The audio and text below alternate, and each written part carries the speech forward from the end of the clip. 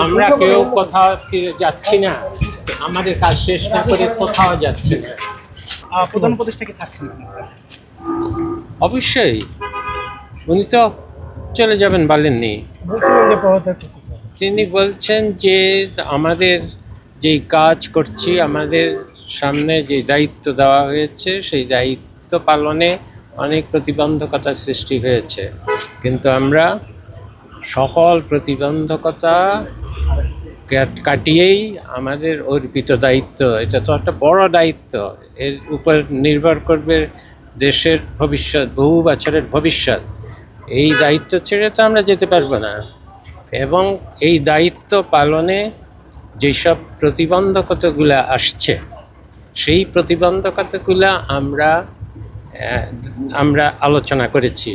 এবং আমরা প্রত্যেকে এই যে বিভিন্ন জায়গা থেকে কি প্রতিবন্ধকতা হচ্ছে, কার কি প্রতিবন্ধকতা হচ্ছে, বিভিন্ন মন্ত্রণালয়ে সংস্কার কাজে আমরা এগিয়ে নিতে গেলে কি কি প্রতিবন্ধকতা হচ্ছে সেগুলো আমরা দেখছি, এবং বড় পরিসরে আগামী নির্বাচন এবং একটা সুশাসিত গণতান্ত্রিক ব্যবস্থায় উত্তরণের জন্য যে ধরনের একটা ক্ষেত্র তৈরি করা দরকার, সেই কাজেও, সেটাই তো আমাদের আসল কাজ, সেই কাজেও কি কি প্রতিবন্ধকতা কোথা থেকে আসছে সেগুলো আমরা চিহ্নিত করার চেষ্টা করেছি, এবং আমরা আহ্বান জানাবো গণ অভ্যুত্থানের পক্ষের সকল শক্তিকে, রাষ্ট্রীয় সকল সংস্থাকে আমাদের এই লক্ষ্য অর্জনে সহায়তা করার জন্য। এটা তো আমাদের একার দায়িত্ব না, আমাদের একার দায়িত্ব তো না,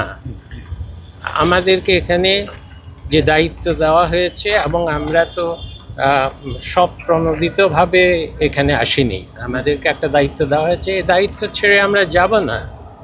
কিন্তু প্রতিবন্ধকতা কোথা থেকে আসছে সেটা আমরা চিহ্নিত করতে চাই, এবং আমরা সকল রাজনৈতিক দল, সকল রাজনৈতিক দেশের প্রশাসন, বিভিন্ন সংস্থা, বিচার বিভাগ, সবাই কাছে আমরা তাদের সহায়তা চাই আমাদের এই কাজ এগিয়ে নেওয়ার জন্য। এটাই